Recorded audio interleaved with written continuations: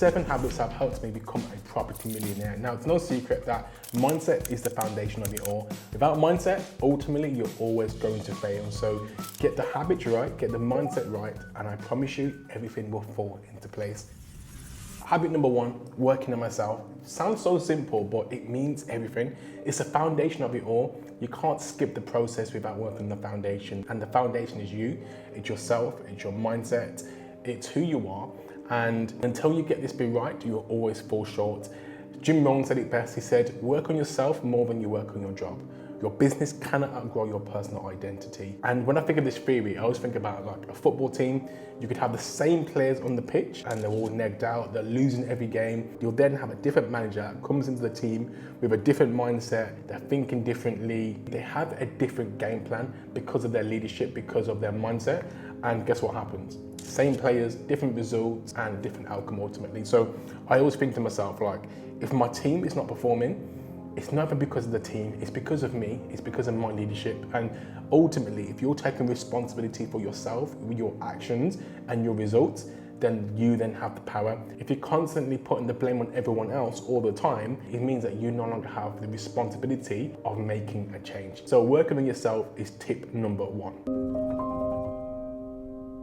The second habit is staying a student to the game. Now, I never want to get to a point where I feel like I know it all. There's levels of everything, and I will forever be a student to the game. In fact, the day that you think that you know it all is the day of your downfall. That's the day where you begin sinking. It's the day where you end up on a decline.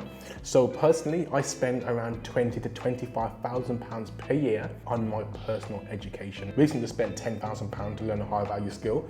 And a lot of people might think, you know what, this is a lot of money. People might even think, am I just wasting money? The reality is, as an investor, we look at things from a return on investment point of view. There is an infinite return on investment on my personal development. I can't put a price on it. And I heard a quote years ago again, and it really resonated with me. It says, invest in yourself, it pays the best interest. So I will forever be a student to the game. Things are evolving so quickly. You've got AI now, for instance, and that's the next best thing. And if you're not actively learning these things, reading books, courses, mentorship, then of course, you're gonna fall short every time.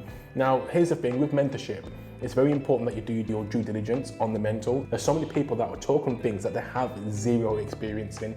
So you have to take it with a pinch of salt. You have to look at evidence and just ensure that the person that's teaching you, if you're investing, you're paying money, you're putting your hard-earned money into someone, have they got the experience? Have they got any proof of what they've been doing? Have you spoken to someone who has maybe been on their mentorship?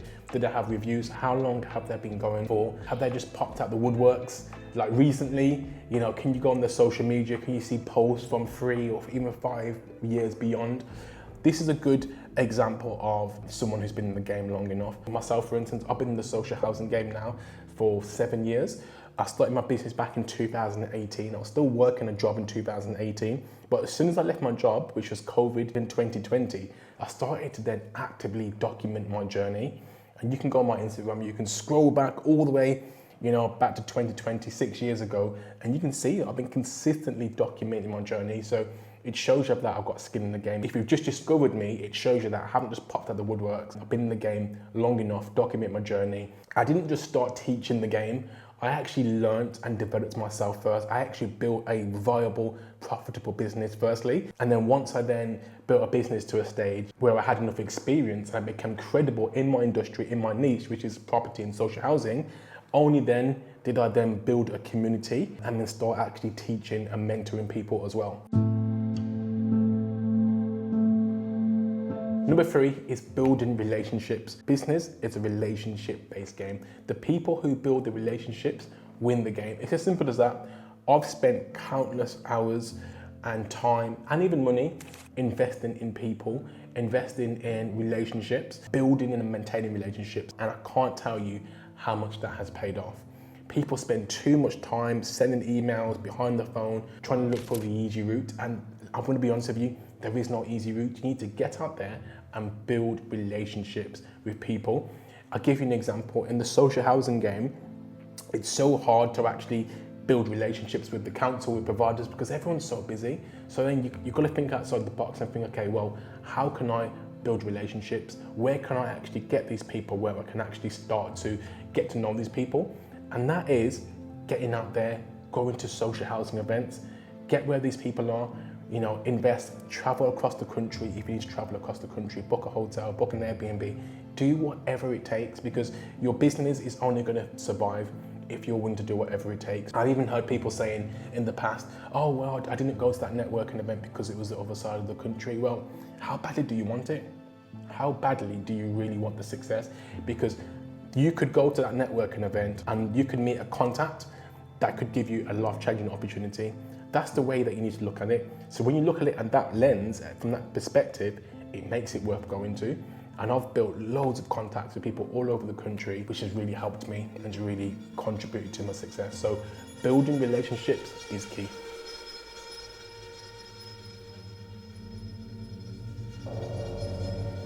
Now, number 4 is a big one, taking action before I was ready.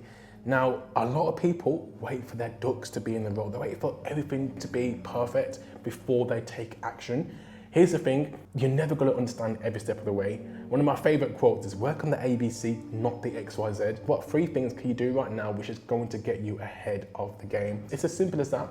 There's always going to be a circumstance, a situation in your life, something wrong with the economy, the election, a politician who's in charge, which will make you think, oh, okay, now is not the right time to invest.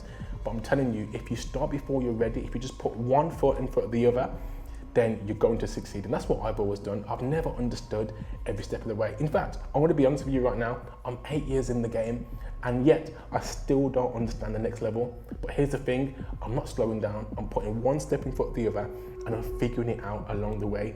And when you speak to people that have even been in business 20 years plus, you speak to them and they're the exact same situation. No one knows what the future holds. No one knows what's tomorrow. And if we did, of course, we'll all be billionaires. It's the same way companies worth billions still go bust. How is that possible? The companies worth billions, it's because they didn't know what tomorrow was going to hold.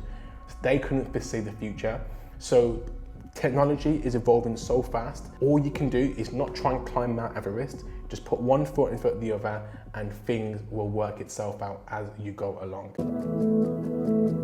Step 5, staying consistent when results were slow.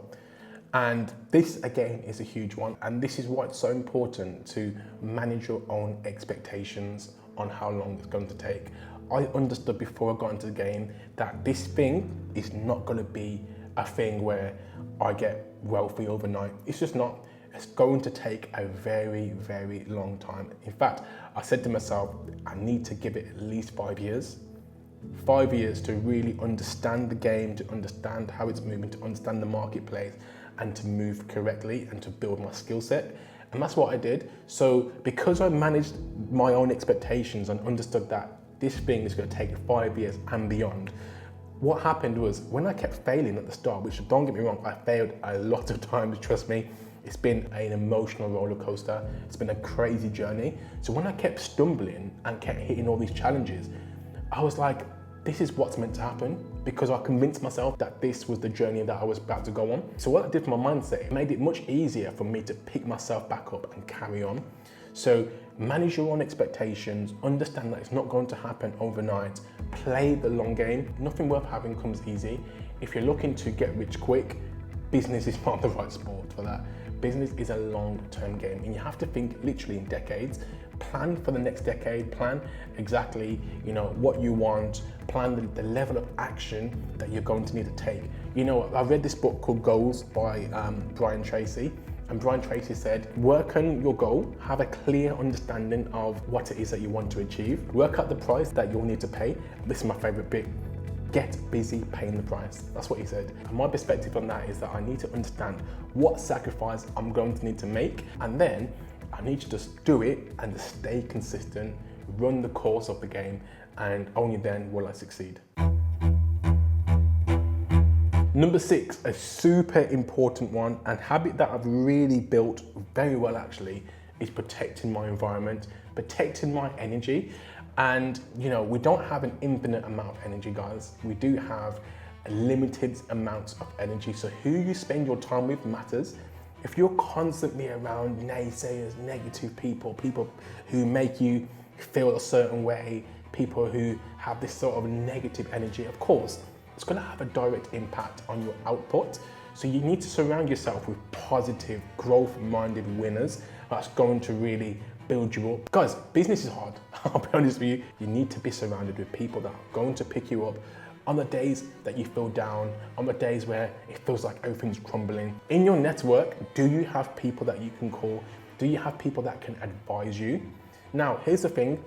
People get advice from the wrong people. You can't be asking your friends for advice if they don't have a business. You can't even be asking your parents for advice if they don't have a business. If they're not running a successful business, do not ask them for advice, because that's the mistake where a lot of people go wrong. They put themselves in an environment where no one is thinking the way they think. No one is doing what they want to do, but here's what they do. They then ask these people for advice. So let me give you an example. If you want to take your life and your business and build something in Dubai and create a whole new life out here, if you're speaking to someone who has never taken any risk, of course, people are gonna say, "Ooh, that sounds super risky. Why would you want to do that? Why would you want to move across the other side of the world to start a business when you've got your convenience, your comforts, your lifestyle all here? Why would you want to do that?" But of course they would say that because they've never taken any risks. So the thought of getting yourself and moving abroad with your family and starting a new life out here, it sounds super risky. But if you speak to someone who's done it, you speak to someone who's been through the motions, and they can give you their true perspective on how it's benefited them, how they did it, you're going to get a much better perspective. And then once you've got actual information, not on what might happen, on exactly what can happen and what will happen for you, only then can you make an informed decision and make a decision that's best for you, not for anyone else. So that's really important. Your environment really is key. And finally, thinking long term. I stopped chasing quick wins and I started to build something real, something that will last. I started to think about legacy. I started to think about generational wealth. And that then shifted my perspective on what I was doing. It shifted my perspective on how I moved. It shifted my perspective on who I spend time with, because I realized that a lot of success comes from doing things today, but your future self will thank for. But if you're not thinking in a long-term way, then you're always going to fall short. So think long-term, think about the bigger picture, and think like generational wealth. Like, what can you do to build generational wealth? Because this will then enable you to think differently and build for your future. So guys, I hope you enjoyed the video. I thought to keep it nice, short and sweet. Those are my 7 top tips from the heart that have really helped me develop and maintain. Because here's the thing, guys, building is one thing. Anyone can build, anyone can have a lucky year, anyone can have a lucky 2 years.